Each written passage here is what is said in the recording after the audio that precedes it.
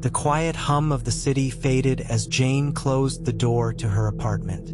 She tossed her keys onto the counter and let out a tired sigh. It had been another long day at the art gallery where she worked. Lately, though, her exhaustion wasn't just from work.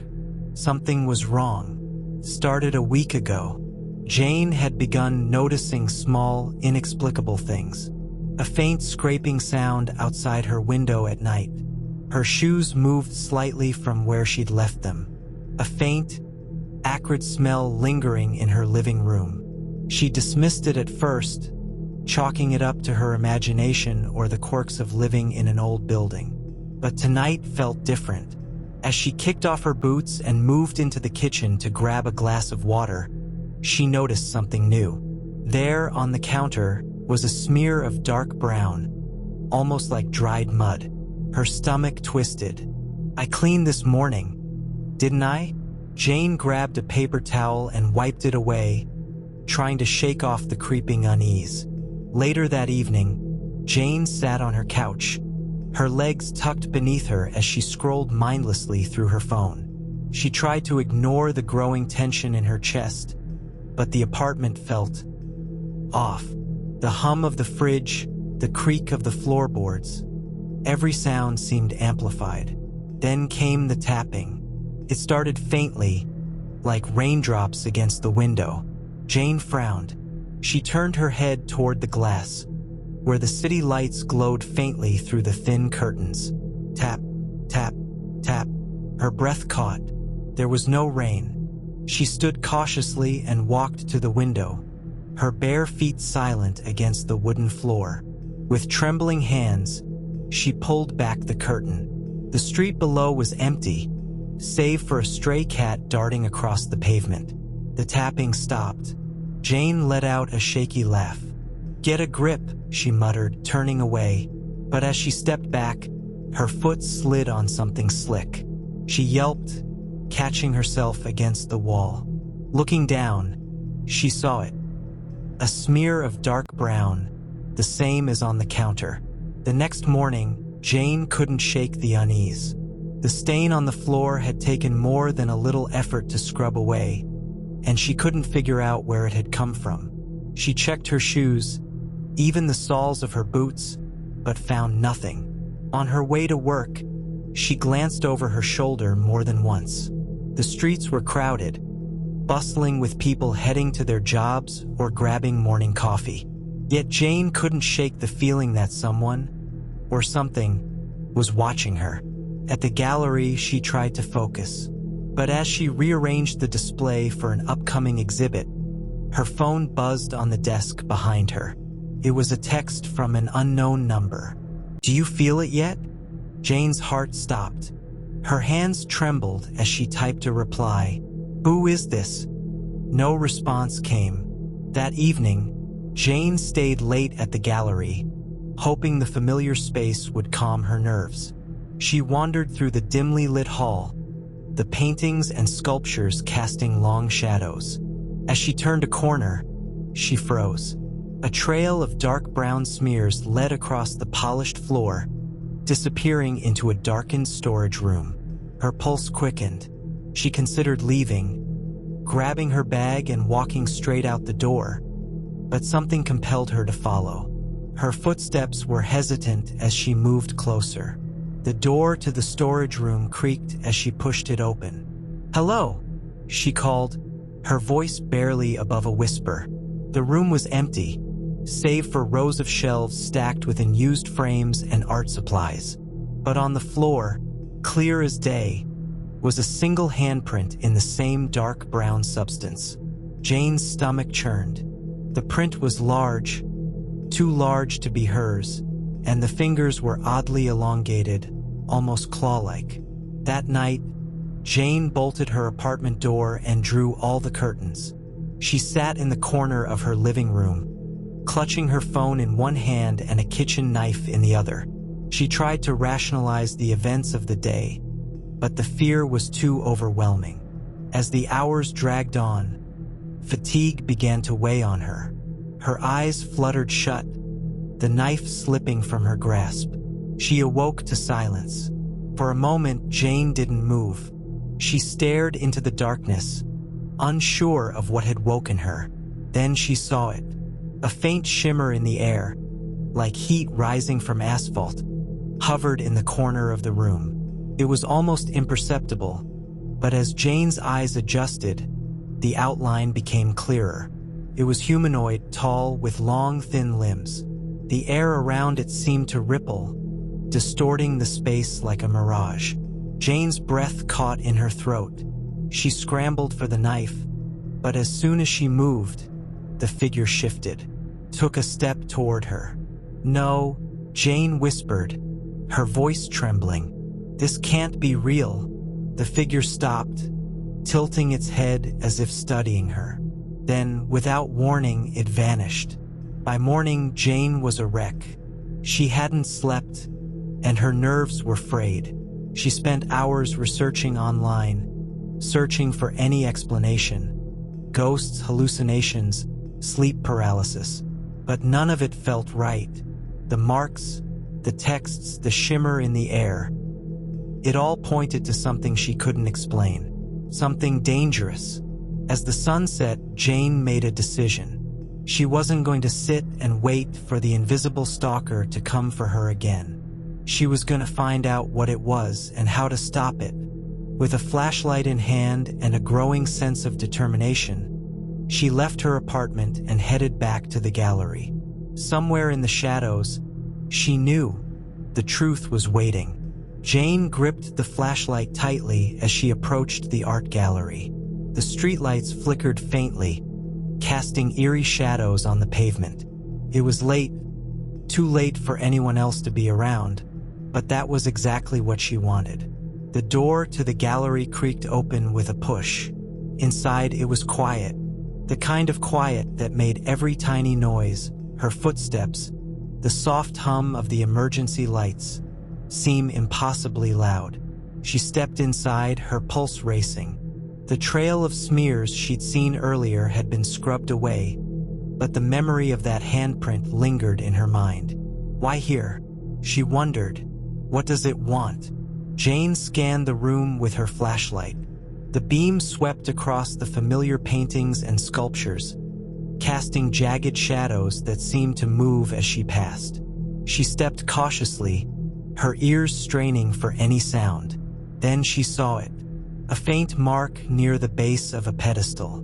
She knelt down, her fingers trembling as they hovered over the smear. It was the same dark brown substance. She moved the flashlight closer. The mark wasn't random, it was deliberate. A small, almost unnoticeable symbol had been drawn into the smear. It resembled an eye, jagged and imperfect. Jane's stomach churned. She stood up quickly, feeling exposed, like she was being watched. As Jane moved deeper into the gallery, the air seemed to grow heavier. Each step felt like a test of her resolve. She reached the storage room, the scene of last night's unsettling discovery. The door was slightly ajar, swaying gently as though someone, or something, had just been inside. Taking a deep breath, she pushed it open. The flashlight beam revealed rows of shelves, the same as before. But this time, something was different. In the center of the room was a chair, and on the chair sat a small, worn notebook. Jane approached cautiously, her fingers brushing against the book's frayed edges. She flipped it open, revealing pages covered in messy, frantic writing. The first entry read, "It watches, always watching, never speaking. I can't escape it." Jane scanned through the pages. The entries were short and scattered, each one more desperate than the last. "It's closer now. I can feel its breath on my neck. The marks, their warnings. It's toying with me." Her hands shook as she read the final entry. "If you're reading this, it's too late. It doesn't stop. It doesn't leave. Run while you can." Jane snapped the notebook shut, her heart pounding in her chest. Who had written this? And where were they now? A loud crash shattered the silence. Jane spun around, her flashlight beam darting across the room. "Hello," she called out, her voice trembling. There was no response. The noise had come from the far end of the gallery, near the exhibit hall. Jane hesitated. Every instinct screamed at her to leave, but something pulled her forward. As she stepped into the hall, her flashlight caught something on the floor. Another mark. This time, it was a long, jagged streak leading toward the main exhibit. The streak stopped abruptly at the base of a large painting. Jane's eyes widened. The painting depicted a dark, foreboding forest. In the center of the forest stood a figure, tall, shadowy, with elongated limbs. The same figure she'd seen in her apartment. Jane reached out to touch the painting, her fingers grazing the canvas. It was cold, colder than it should have been. Suddenly, the lights flickered. The room plunged into darkness for a moment before the emergency lights buzzed back on. And the painting, it had changed. The shadowy figure was gone. The forest remained, but the central figure had vanished, leaving only empty trees and darkness. Jane staggered back, her breath coming in quick gasps. She turned to run, but froze. There, in the corner of the room, the air shimmered. The same distorted, humanoid shape she'd seen in her apartment was there, barely visible but undeniably present. The figure moved slowly, its outline rippling as it approached. Jane's flashlight flickered wildly, the beam struggling to stay steady. "Stay back," she shouted, her voice cracking. The entity didn't stop, came closer and closer still until it was only a few feet away. Then it stopped. The room fell silent.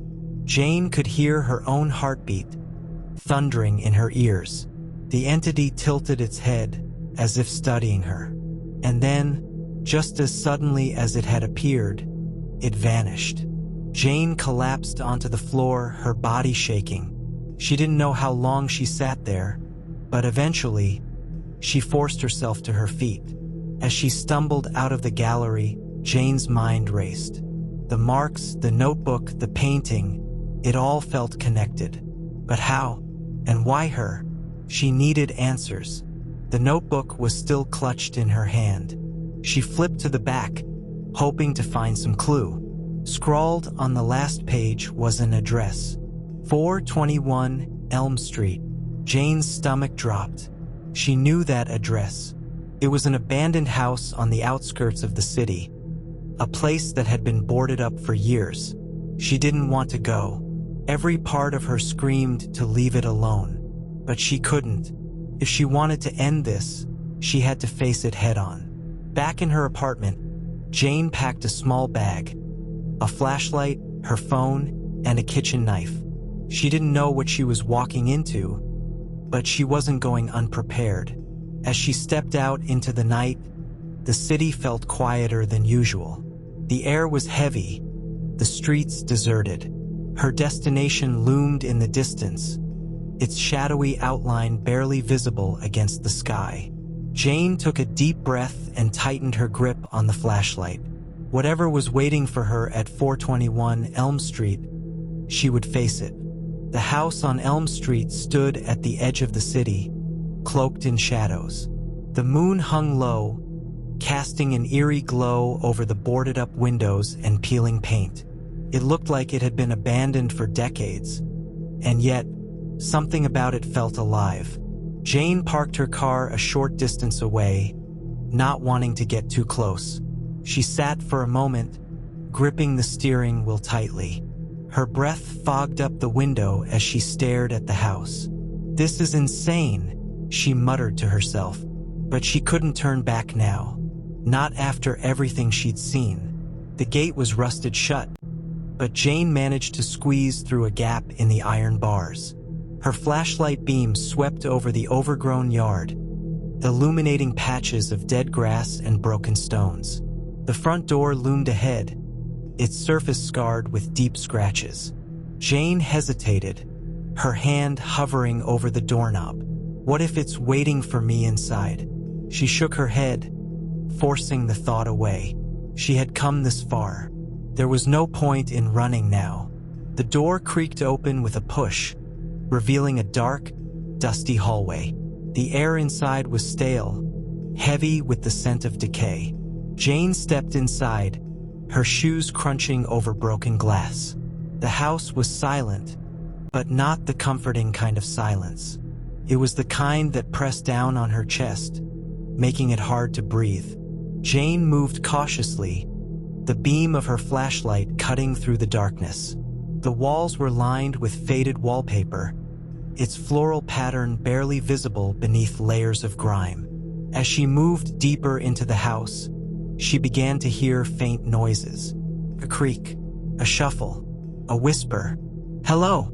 Jane called out, her voice trembling. The whispers stopped. At the end of the hallway, Jane found a door slightly ajar. She pushed it open, revealing a small room. The walls were covered in more of the strange, dark smears she had seen before. They formed symbols and patterns, each more intricate than the last. In the center of the room was a wooden table. On it sat an old photograph, its edges yellowed with age. Jane picked it up, her hands shaking. The photo showed a family, a man, a woman, and a little girl. They stood in front of the house, smiling. But their eyes, something about their eyes wasn't right. Jane flipped the photo over. Scrawled on the back were the words, "It watches us all." The air grew colder. Jane's breath came out in visible puffs as she clutched the photo. Behind her, the floorboards creaked. She spun around, her flashlight darting across the room. There was nothing there, but she felt it. That same oppressive presence she had felt in the gallery. It was here, watching her. "Show yourself," Jane shouted, her voice echoing through the empty house. For a moment, nothing happened. Then, a low, guttural sound filled the room. It wasn't quite a growl, but it wasn't human either. The sound seemed to be coming from below. Jane's flashlight found a door at the far end of the room. It was slightly ajar, revealing a set of stairs leading into darkness. She hesitated. Every instinct told her to leave, but she couldn't. With trembling hands, she pushed the door open and began to descend. The stairs creaked beneath her weight, the sound echoing through the narrow space. The basement was colder than the rest of the house. The air felt heavy, almost suffocating. At the bottom of the stairs, Jane found herself in a large, empty room. The walls were lined with shelves, each filled with strange objects. Jars filled with murky liquids, old books, and rusted tools. In the center of the room was a large, circular mark etched into the floor. It was the same eye symbol she had seen in the gallery. Jane stepped closer, her flashlight flickering. As she reached the edge of the symbol, the temperature dropped even further. Her skin prickled, and her breath came out in shallow gasps. Then she saw it. The air above the symbol shimmered, just like it had in the gallery. The invisible figure began to take shape, its outline becoming clearer with each passing second. It was tall, its limbs impossibly thin and elongated. Its face was featureless, but its presence was suffocating. Jane stumbled back, her heart pounding. The entity tilted its head, as if studying her. "What do you want?" she whispered, her voice barely audible. The entity didn't respond. Instead, it raised one long, bony finger and pointed to the shelves. Jane's flashlight found a small, leather-bound journal on one of the shelves. She grabbed it, her hands shaking as she flipped through the pages. The journal was filled with frantic sketches and notes, all written in the same messy handwriting as the notebook she had found in the gallery. One entry caught her eye. The marks are its language. The eye sees all. It chooses who to follow, and once it does, there's no escape. The next page was blank, except for a single sentence scrawled in bold letters. "It wants to consume you." Jane looked up from the journal, her pulse racing. The entity was closer now, its featureless face inches from hers. Without thinking, she swung the flashlight at it. The beam passed straight through, but the action startled the entity. It let out a low, guttural sound and recoiled. Jane took the opportunity to run. She bolted up the stairs, her footsteps echoing through the house. The air grew heavier with each step, but she didn't stop. She burst through the front door and into the night, gasping for breath. The house loomed behind her, dark and silent, but she knew it wasn't over. The entity had followed her this far, and it wouldn't stop now. Back in her car, Jane clutched the journal tightly. Her mind raced as she flipped through the pages, searching for anything that might help her. One entry stood out. 421 Elm Street is only the beginning. The true source lies where the marks first appeared. Jane frowned, her thoughts swirling. She needed to find out where this all started. As she drove away from the house, a new determination filled her. She wasn't just running anymore. She was going to end this. But deep down, she knew the worst was yet to come. The road stretched endlessly ahead, dimly lit by the soft glow of Jane's car headlights. She clutched the steering wheel tightly, her mind racing with questions. What were the marks? Why had they chosen her? And where was this true source the journal had mentioned? The journal sat on the passenger seat, its pages fluttering slightly as though alive. Each scrawled note seemed to scream at her, urging her to uncover the truth. Jane glanced at the clock on the dashboard. It was just past midnight. The world outside was quiet, but she couldn't shake the feeling that something was watching her. Back at her apartment, Jane spread the journal, the photo, and the notebook from the gallery across her kitchen table. She flipped through the pages again, searching for any connection she might have missed. Her eyes landed on a name, scrawled in the corner of a page. Dr. Gregory Henson. Underneath the name was an address, 184 Willow Lane. Who are you, Dr. Henson? Jane murmured. A quick online search revealed that Gregory Henson had been a historian who specialized in ancient symbols. He had disappeared years ago under mysterious circumstances. The address was just a few hours away. Jane arrived at Willow Lane just as the first light of dawn crept over the horizon. The house was modest, nestled between tall oak trees. It looked lived in, but there were no signs of life. No cars in the driveway, no lights in the windows. She knocked on the door. No answer. After a moment's hesitation, she tried the doorknob, turned easily, and the door creaked open. "Hello," Jane called out, stepping inside. The interior was cluttered, filled with books, papers, and strange artifacts. Shelves lined the walls, sagging under the weight of ancient tomes and peculiar objects. Her eyes were drawn to a large desk in the corner. On it lay an open book, its pages covered in sketches of the same strange marks she had seen in the gallery and the abandoned house. Jane flipped through the book. Dr. Henson had been studying the marks for years. His notes were meticulous, filled with theories and observations. One entry caught her attention. The marks are a language, ancient and powerful. They are not merely symbols, they are alive. They bind the entity to our world and to those it chooses to follow. The more marks appear, the closer it gets to fully crossing over. Another note read, "The first recorded appearance of the marks was in the ruins near Blackwood Forest. They were etched into the walls of an underground chamber, surrounding a large eye symbol." Jane's stomach turned. She remembered the circular mark on the floor of the house on Elm Street. As Jane read, she felt a sudden chill. The air grew heavy, and the faint sound of whispering filled the room. She froze, her heart pounding. The whispering grew louder, more insistent. It seemed to be coming from the shadows in the corner of the room. "Who's there?" Jane demanded, her voice trembling. The shadows shifted, and for a brief moment, She thought she saw a pair of glowing eyes staring back at her. Then the room fell silent. Jane's gaze fell back to the desk. Among the papers was a map, marked with several red circles. One of them was labeled Blackwood Forest. She grabbed the map and the book, stuffing them into her bag.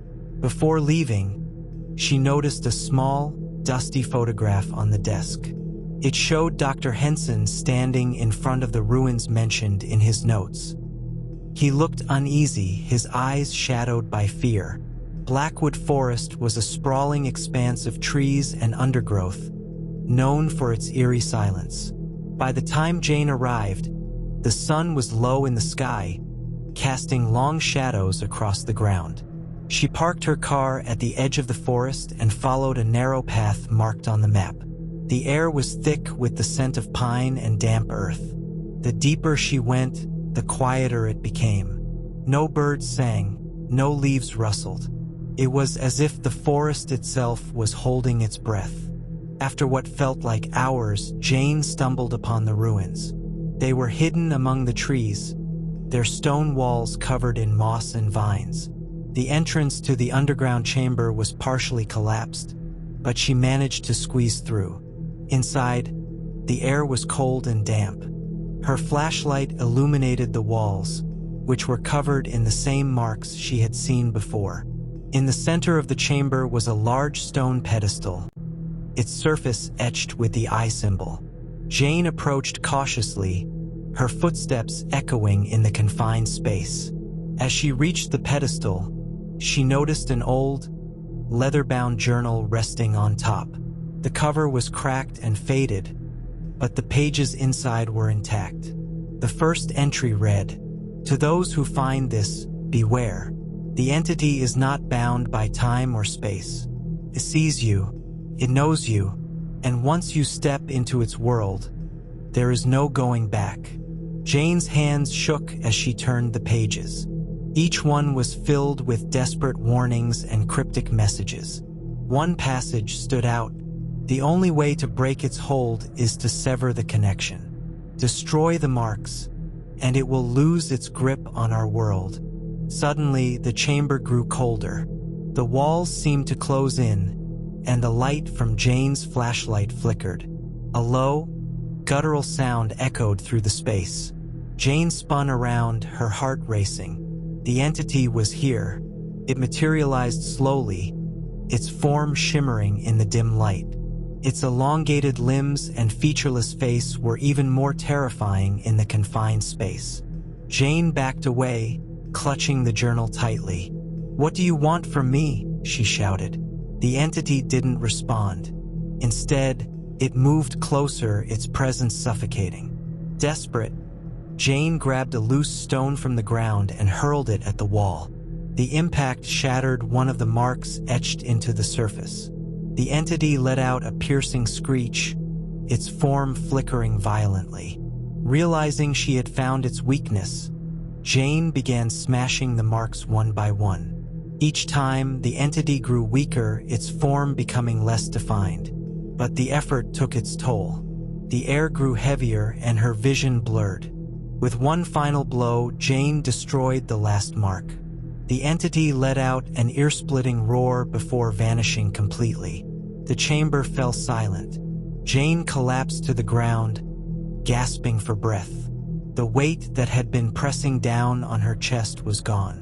She glanced around the chamber, now empty and lifeless. But she knew this wasn't the end.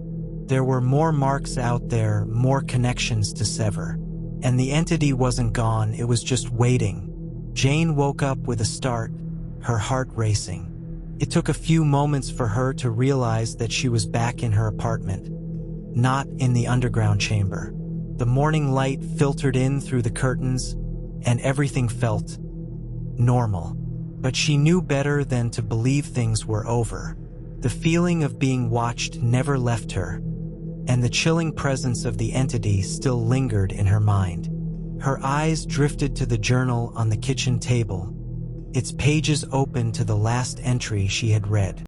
She had barely processed the warnings it held before everything turned to chaos. Destroy the marks, and it will lose its grip on our world. But there was no guarantee it would stop.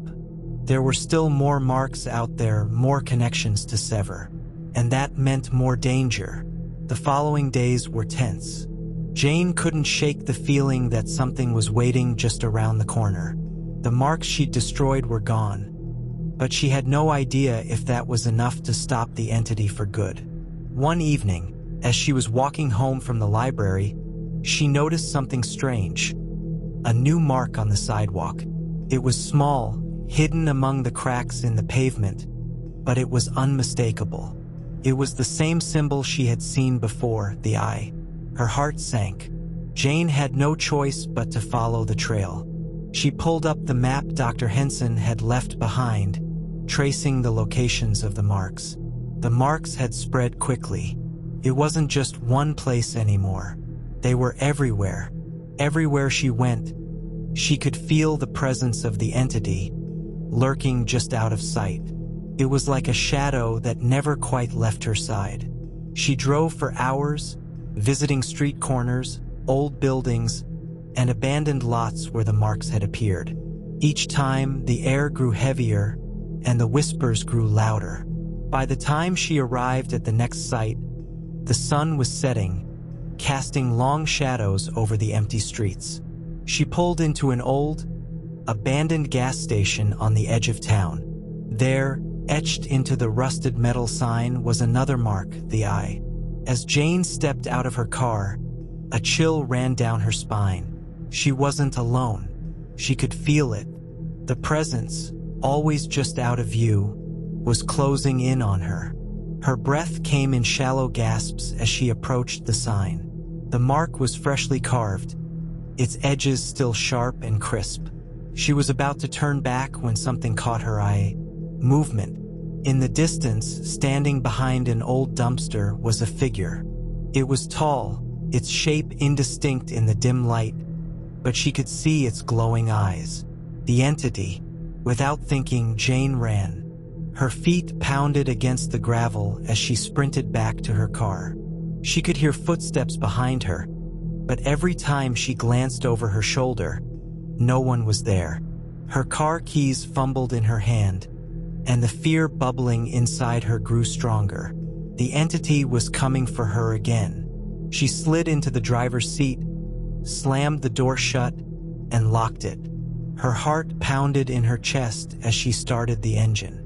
But just as she was about to drive away, she saw something in the rearview mirror. The figure was standing right behind her car, its eyes glowing brighter than ever. Panic set in as Jane slammed her foot on the gas, the tires screeching against the pavement. But no matter how fast she drove, she could feel the entity getting closer. The road ahead seemed to stretch endlessly, a never-ending path of darkness. The whispers, the coldness, the presence. Everything was closing in on her. She glanced at the rearview mirror again. This time, the figure was right behind her.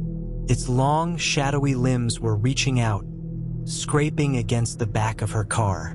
It was getting closer, and there was nowhere to run. Suddenly, the road ahead of her curved sharply, and she barely managed to avoid crashing into a thick tree. She swerved, narrowly missing the trunk, and her car skidded to a halt in the middle of a clearing. She was shaken, gasping for breath, but there was no time to relax. The entity was still coming for her. Her eyes darted around the clearing. There was something here, something important. In the center of the clearing was an old, crumbling stone structure. It looked like some sort of altar or shrine, covered in moss and vines. For reasons she couldn't explain, Jane knew that this place held the key to stopping the entity once and for all. She stepped out of the car, her feet trembling as she approached the altar. The air was thick with tension, and the whispers were louder now. As she reached the altar, she noticed something etched into the stone. A symbol. It was the eye, but this time it was different. The eye had been crossed out, the lines jagged and sharp, as if someone had tried to erase it. In the center of the mark was a small indentation. Without thinking, Jane placed her hand on the indentation. The ground beneath her feet rumbled, and the air grew colder. Suddenly, the entity appeared, standing at the edge of the clearing. Its eyes were glowing with fury. "You can't stop me," it hissed, its voice a low growl. But Jane didn't hesitate. She pushed the stone harder, forcing it to press deeper into the ground. The earth cracked open, and a bright light poured from the altar.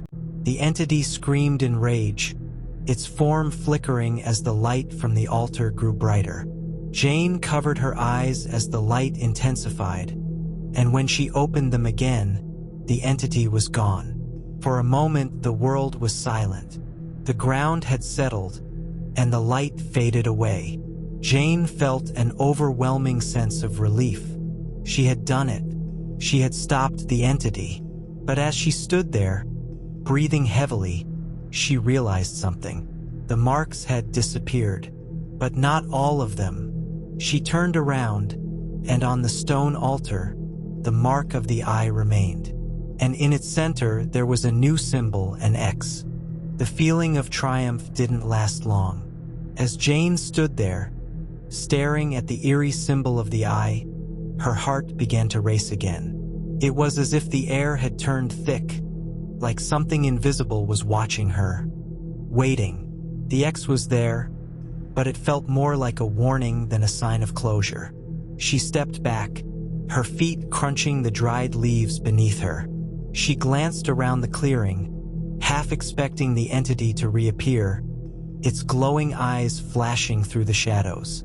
But there was nothing.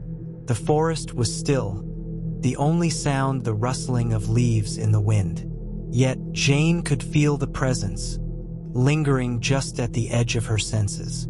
She turned away from the altar and walked back to her car, her mind racing. The marks were gone. The entity had vanished, but something told her that this wasn't the end. She couldn't shake the feeling that the worst was yet to come.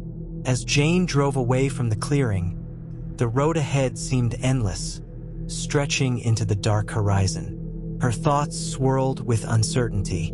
Was it really over? Had she truly stopped the entity? Or was this just another trick? Her headlights cut through the night, illuminating the twisted trees and shadowy shapes that lined the road. But as she neared the intersection, something caught her eye. A figure stood by the side of the road, its form barely visible in the dark.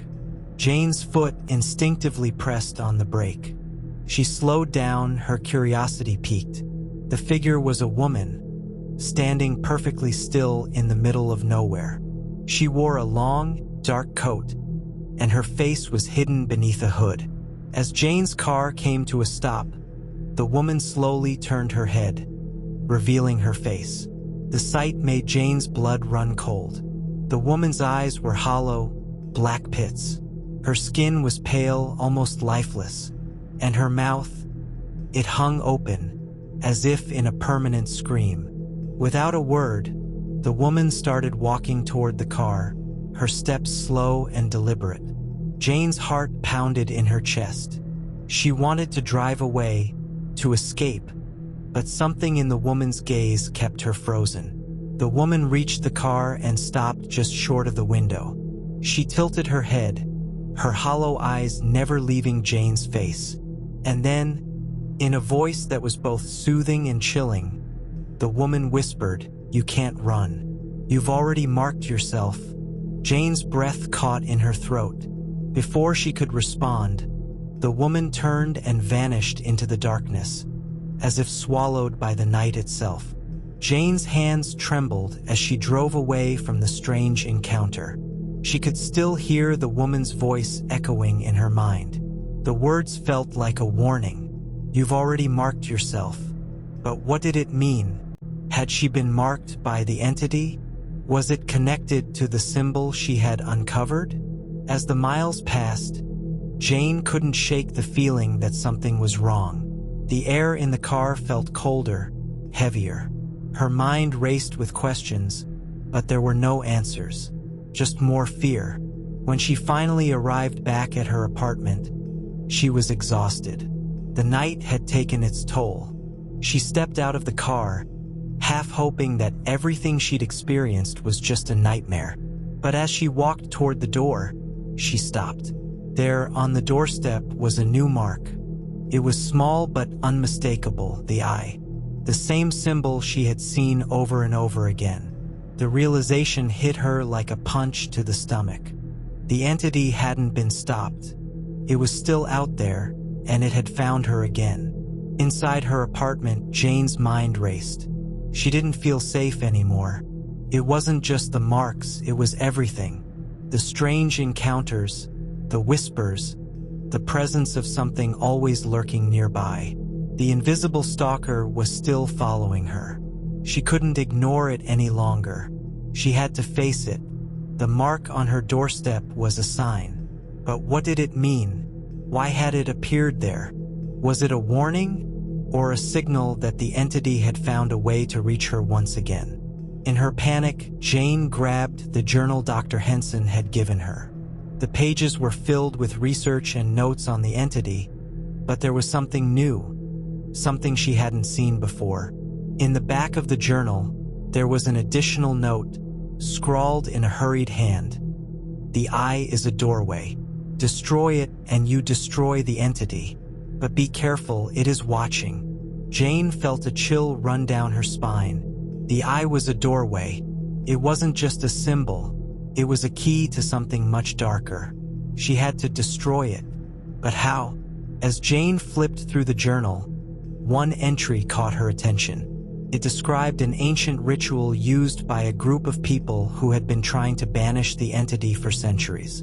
They believed that the entity thrived on fear, growing stronger with every act of terror it caused.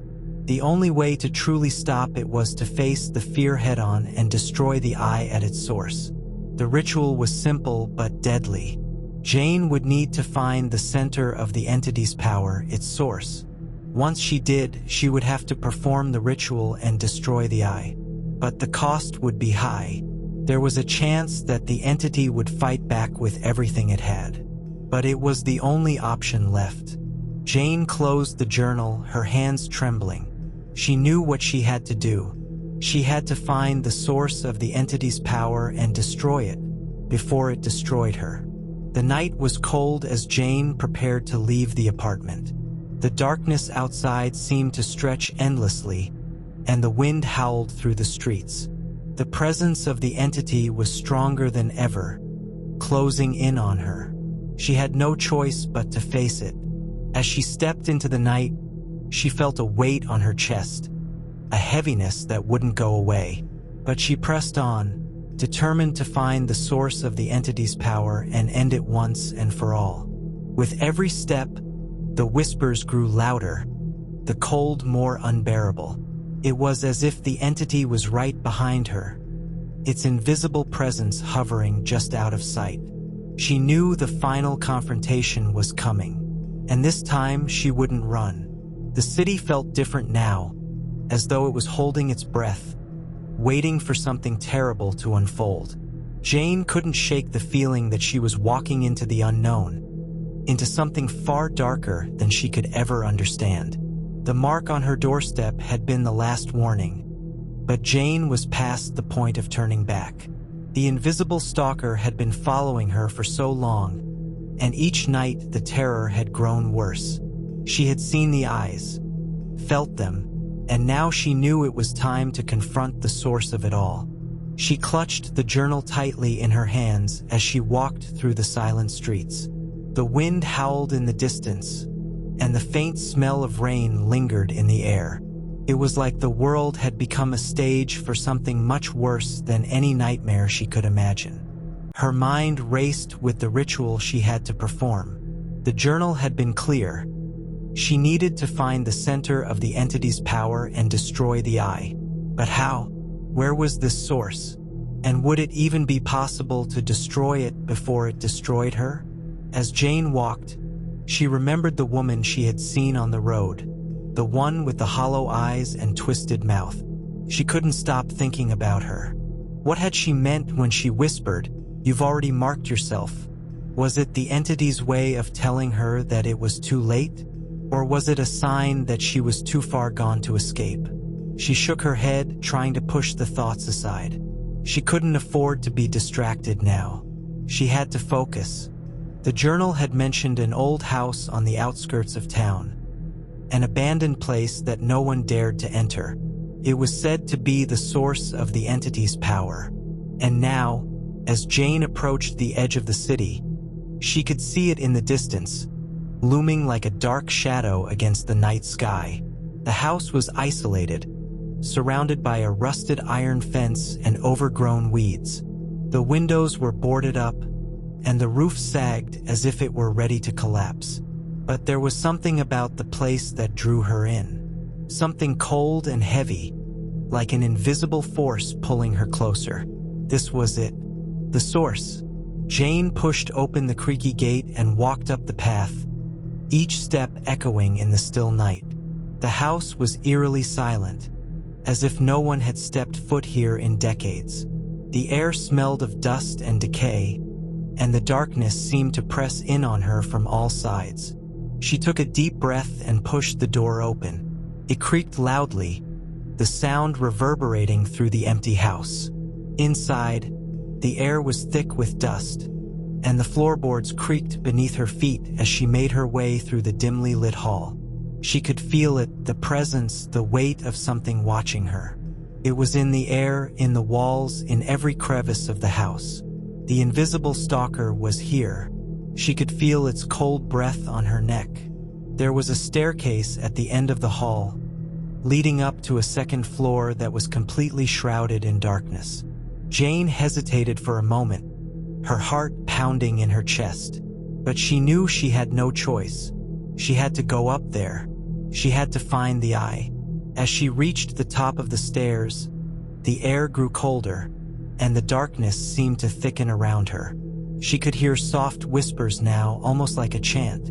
They came from behind a door at the far end of the hallway. With trembling hands, Jane pushed the door open. Inside the room, the walls were covered in strange symbols, the same symbols that had appeared in the journal. The room was small, almost suffocating, and at the center was a pedestal. On that pedestal sat a glass jar. Jane's heart raced as she approached it. The jar was empty, but something about it felt wrong, like it was holding something far more dangerous than she could comprehend. She reached out a hand, but as her fingers brushed the glass, a surge of cold swept through her. The room seemed to darken, the whispers growing louder and more frantic. She pulled her hand back, her breath coming in short gasps. She wasn't alone in this room. The entity was here, watching her, waiting for her to make a mistake. She took another step forward, and as she did, a loud crash echoed from behind her.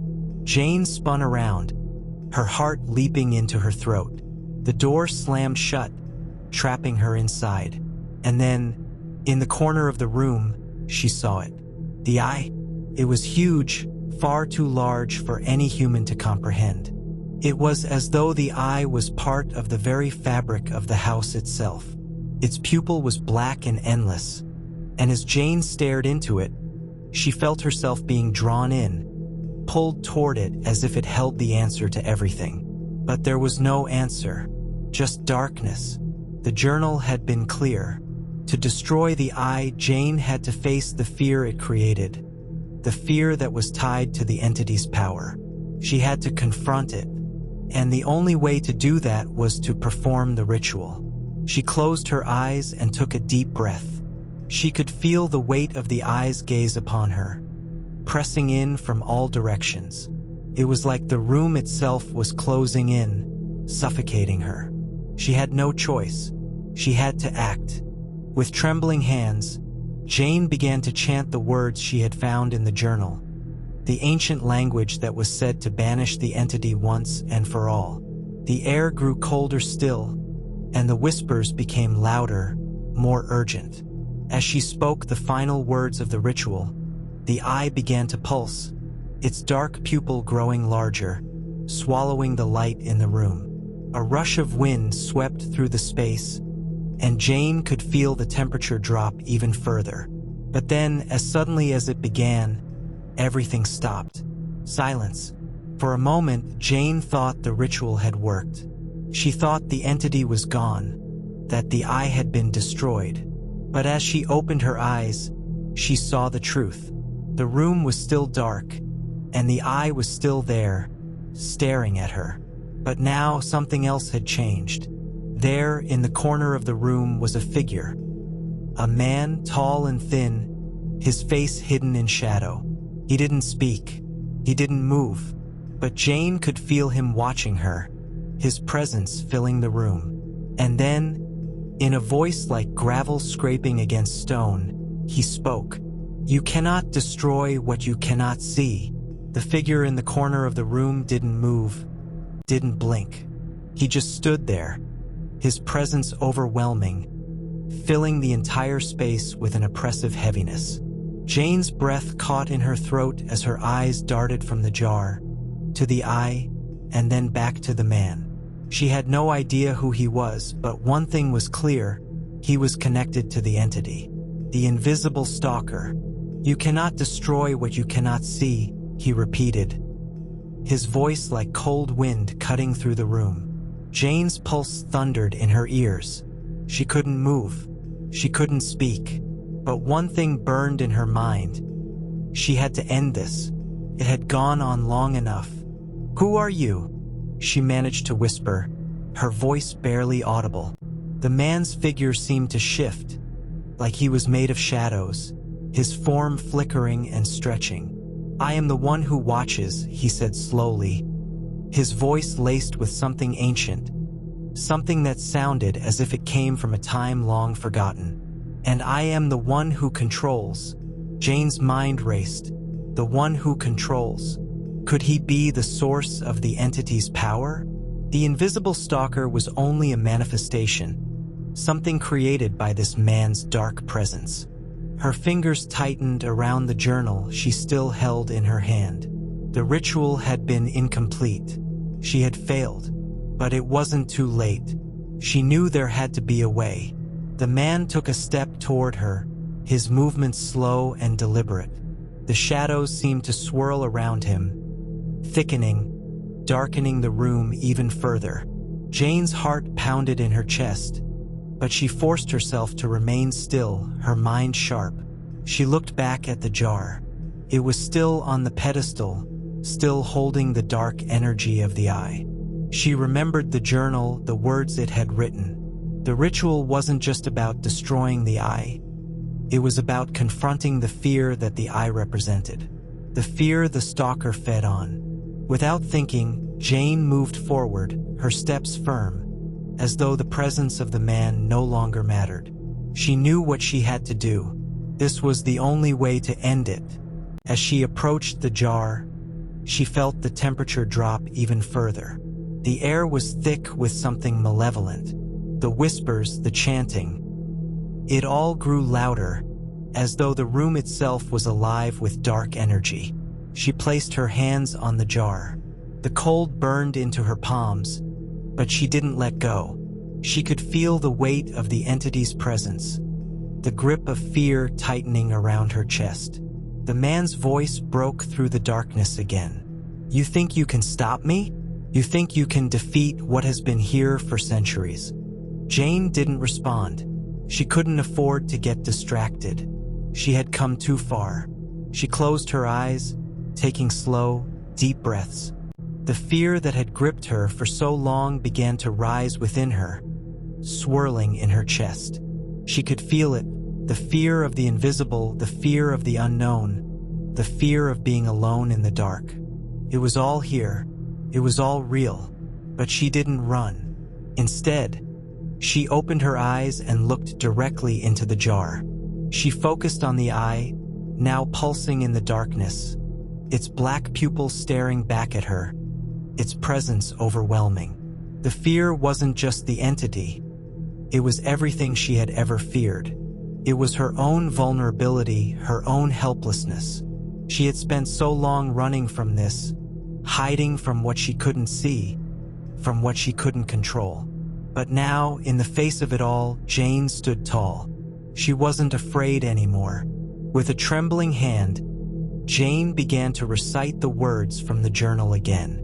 This time, her voice was steady, unwavering. She could feel the energy in the room shifting, as though the very walls were reacting to her words. The man's figure flickered, his form distorting with each syllable. "No," he growled, a low, guttural sound that sent chills down her spine. "You cannot." But Jane didn't stop. She spoke louder now, more confident. "I face my fear," she said, her voice strong. "I stand in the darkness, and I will not be broken." With each word, the room seemed to tremble. The shadows wavered and twisted around the man, pulling away from him like a retreating storm. The jar on the pedestal began to shake violently, and the eye within it throbbed with an unnatural light. "You cannot escape what you are," the man hissed, his form twisting more erratically now. His voice was desperate, almost pleading. "You cannot escape the darkness. It is part of you." Jane's heart raced, but she didn't falter. She continued to speak the words of the ritual, the chant growing louder and more powerful with each passing second. The eye began to pulse faster, the room shaking violently now as if the entire house was coming alive. And then, just as it seemed the darkness would consume her whole, the jar shattered. The sound was deafening. Shards of glass flew in every direction, and the eye within the jar exploded in a flash of light, flooding the room with a brilliant, blinding light that burned through the darkness. For a moment, everything was silent. The room was still. The air, once thick with fear, was now calm. Jane collapsed to her knees, her breath coming in ragged gasps. She felt exhausted, as though she had just fought a battle with everything she had. She blinked, trying to adjust to the sudden stillness. The figure in the corner of the room was gone. The darkness that had consumed the house was lifting, dissipating like mist in the morning sun. It was over. She had done it. The invisible stalker, the entity that had haunted her for so long, was no more. Jane slowly stood up, her legs shaking beneath her. She looked around the room, now bathed in light. The symbols on the walls had faded, and the heavy air had lifted. She was alone, but as she walked toward the door, she couldn't shake the feeling that something had changed. The house felt different, emptier somehow, but in a way it was peaceful. She had faced her fear, and it had been defeated. The city outside was quiet, the streets now bathed in the soft light of dawn. Jane walked home, each step lighter than the last. She could still feel the remnants of the fear, but it no longer had a hold on her. She had been followed by an invisible stalker, but now the darkness was gone. She had faced it and she had won. But as she reached her doorstep, she stopped. In the corner of the sidewalk, there was something small, a piece of broken glass. She bent down to pick it up. It was from the jar. She stood there for a long moment, the shards glistening in the morning light, the same eye, the same fear, lingering in the back of her mind. Was it truly over? Or had she destroyed one nightmare only to create another?